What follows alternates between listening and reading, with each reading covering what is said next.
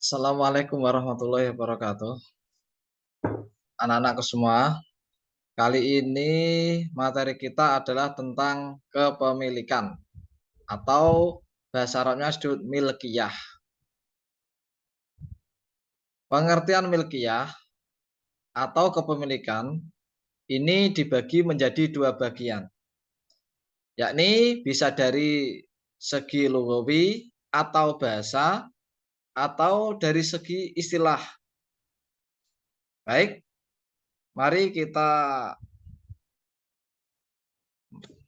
Mari kita bahas bersama-sama satu persatu, yaitu milkiyah dari segi lughawi atau bahasa berasal dari bahasa Arab malaka yamliku milkun atau milkan. Malaka ini fi'il madhi, yamliku masdar, milkun adalah maaf, saya ulangi.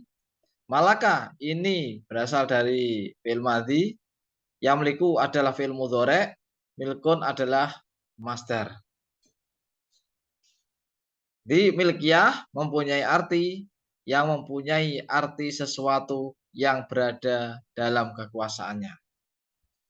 Adapun milkiyah atau kepemilikan menurut istilah yaitu suatu harta atau barang yang secara hukum dapat dimiliki seseorang untuk dimanfaatkan dan dibenarkan untuk dipindahkan penguasaannya kepada orang lain. Seperti contoh, hewan yang dimiliki seseorang dapat dimanfaatkan memenuhi kebutuhan dan dapat dibenarkan secara hukum untuk dijual kepada orang lain. Itu pengertian milkiyah menurut bahasa dan istilah. Selanjutnya,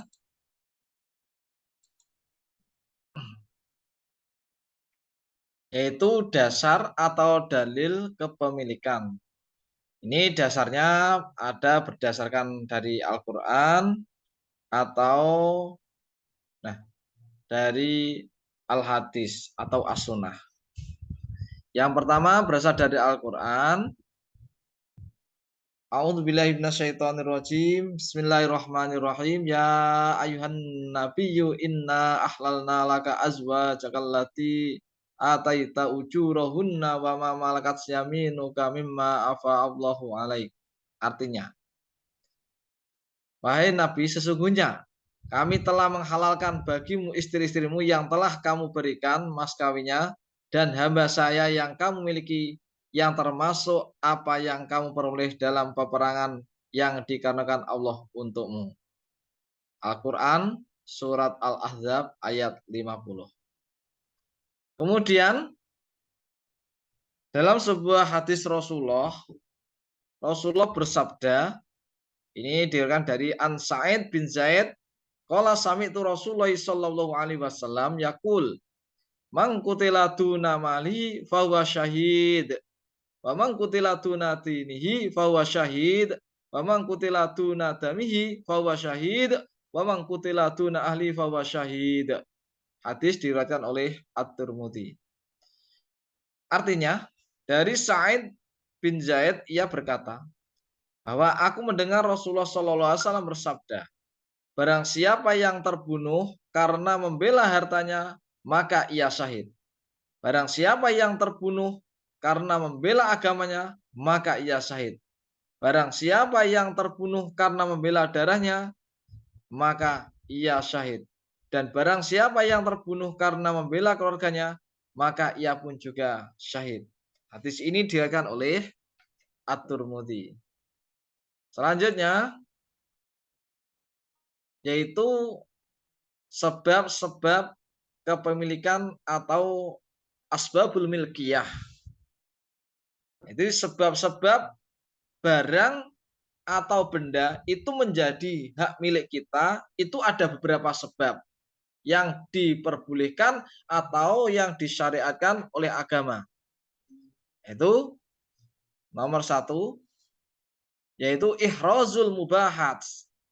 Ihrozul mubahat yaitu barang atau harta itu belum ada pemiliknya secara sah atau barang itu masih bersifat umum.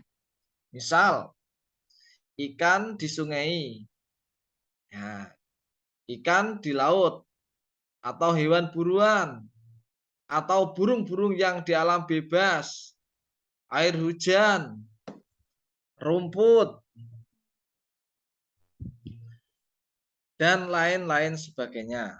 Itu adalah ikhrajul mubahat. Itu barang atau harta yang belum ada pemiliknya secara sah. Ya, disebut ikhrajul mubahat. Andaikan orang itu mencari ikan di laut atau di sungai, maka diperbolehkan dan halal untuk dimakan. Karena belum ada pemiliknya yang secara sah. Yang kemudian sebab-sebab kepemilikan yang kedua yaitu barang atau harta itu dimiliki karena melalui adanya akad atau bil uqud, yaitu kepemilikannya itu hasil atau melalui adanya akad ijab kabul. Misalnya lewat akad jual beli, lewat akad hutang piutang, sewa menyewa, hibah, atau pemberian, hadiah, dan lain-lain sebagainya. Jadi kalau seseorang itu diberikan atau hibah diberikan kepada orang lain, atau seseorang itu memberikan kepada kita lewat hibah, maka barang itu menjadi milik kita. Gitu loh. Umpamanya temanmu memberikan pakaian, itu hibah, itu akad hibah. Maka pakaian itu menjadi milikmu dengan sebab ukut atau karena adanya akad. Adapun yang ketiga, sebab-sebab kepemilikan, yaitu bahwa barang atau harta itu dimiliki karena warisan atau bil kholafiyah. Ya. Contoh, mendapat bagian harta pusaka dari orang tua, mendapat barang dari wasiat ahli waris. Jadi secara otomatis waris itu milik orang tua. Kita contoh, orang tua itu memiliki mobil, memiliki sawah, memiliki tanah, memiliki rumah, memiliki pakaian. Jika beliau itu seandainya sudah meninggal atau wafat, itu secara otomatis semua tirkah atau harta peninggalannya almarhum orang tua tadi itu secara otomatis menjadi harta milik ahli waris. Nah, itu disebut sebab-sebab yang dimaksud bil kholafiyah, yaitu barang atau harta itu dimiliki karena lewat pewarisan. Sedangkan sebab-sebab kepemilikan yang nomor 4 yaitu harta atau barang yang didapat dari perkembangbiakan atau bahasa kitabnya adalah at-tawalludu minal mamluk. Ya. Harta atau barang yang didapat dari hasil perkembangbiakan yang kita miliki, mamluk. Ya. Minal mamluk yang kita miliki. Misalnya telur dari ayam yang dimiliki, anak sapi dari sapi yang dimiliki, atau lain-lain. Gitu loh. Umpamanya sampean, punya telur, punya ayam, kemudian ayam itu bertelur, maka telur itu menjadi milik si pemiliknya ayam tadi. Nah, andaikan orang itu mempunyai pohon pisang, kemudian pohon pisang itu tadi mengeluarkan bertunas, ya, maka tunas pohon pisang yang kecil itu juga menjadi miliknya karena hasil dari perkembangbiakan yang dimilikinya. Itu adalah sebab-sebab kepemilikan. Terus selanjutnya yaitu macam-macam kepemilikan. Macam-macam kepemilikan itu ada 3, yaitu kepemilikan penuh atau disebut juga milku tam. yaitu penguasaan dan pemanfaatan terhadap benda atau harta yang dimiliki secara bebas dan dibenarkan secara hukum. Itu milik tam, kepemilikan penuh. Contohnya banyak sekali, ya. Umpamanya ini saja. Ini saya punya HP. Nah, ini HP. Ini HP ini saya beli, ya. Akadnya ini menjadi milik saya karena ada akad jual beli, ya. Bil ukut. Ini milik saya secara utuh karena ini saya beli sendiri dan ini saya beli milik sendiri. Jadi harta ini milik penuh, ya. Jadi saya manfaatkan penguasaannya dan manfaat terhadap benda atau harta yang dimiliki secara bebas dan dibenarkan secara hukum. Banyak contoh di sekitar kita, termasuk pakaian kita, ya. Mungkin termasuk kacamata yang samain pakai atau buku-buku yang beli sendiri itu. Nah, tuh.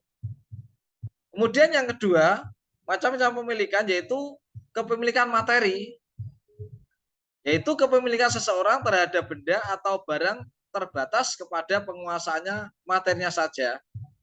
Jadi, langsung saja yang ketiga karena ini penjelasannya sama dengan yang kedua, artinya ada hubungannya. Kepemilikan manfaat, yaitu kepemilikan seseorang terhadap benda atau barang terbatas kepada pemanfaatan saja, tidak dibenarkan secara hukum untuk menguasai harta itu.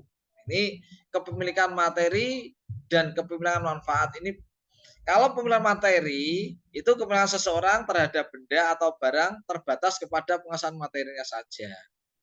Mungkin orang itu punya tanah, orang itu punya rumah, kemudian rumahnya itu dikontrakkan sehingga si pemilik rumah, si pemilik tanah itu hanya memiliki materinya, memiliki rumahnya saja, memiliki tanahnya saja, tapi tidak berhak untuk memanfaatkannya.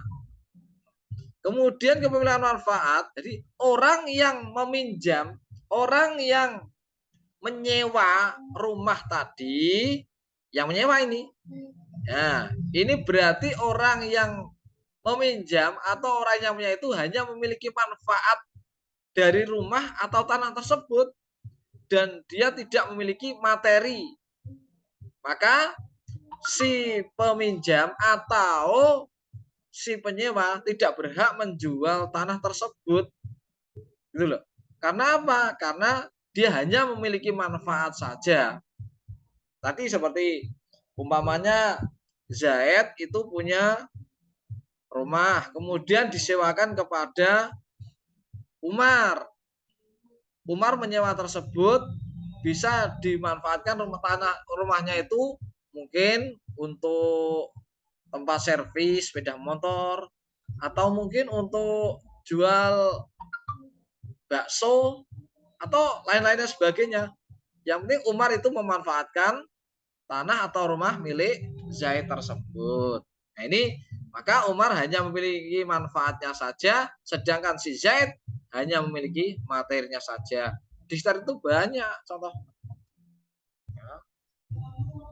Banyak, bahkan ada apa itu?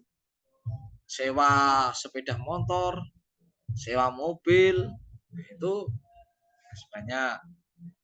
Kemudian menurut dokter Husain Abdullah lagi, maaf, menurut Dr. Husain Abdullah, kepemilikan dapat dibedakan menjadi 3 macam, yaitu nomor 1, kepemilikan pribadi atau individu, yaitu suatu harta yang dimiliki seseorang atau kelompok, namun bukan untuk umum. Contohnya rumah, mobil, sawah, dan lain-lain. Yang kedua, kepemilikan publik atau umum, yaitu harta yang dimiliki oleh banyak orang, contohnya jalan raya, laut, lapangan olahraga, dan lain-lain. Dan yang ketiga, kepemilikan negara, contoh gedung sekolah negeri, gedung pemerintahan, hutan, dan lain-lain. Ini menurut Dr. Husain Abdullah. Nah, adapun yang terakhir yaitu hikmah kepemilikan. Ada beberapa hikmah disyariatkannya pemilikan dalam Islam, yaitu antara lain satu, terciptanya rasa aman dan tentram dalam kehidupan bermasyarakat. Ya. Yang dua, terlindunginya hak-hak individu secara baik. Tiga, menumbuhkan sikap kepedulian terhadap fasilitas-fasilitas umum. Dan ada yang terakhir atau yang keempat, yaitu timbulnya rasa kepedulian sosial yang semakin tinggi. Nah, ini ada. Nah, alhamdulillah kita telah membahas tentang kepemilikan atau milkiyah. Selanjutnya kita akan membahas materi berikutnya, insya Allah minggu depan dengan materi yang berbeda. Demikian anak-anak. Assalamualaikum warahmatullahi wabarakatuh.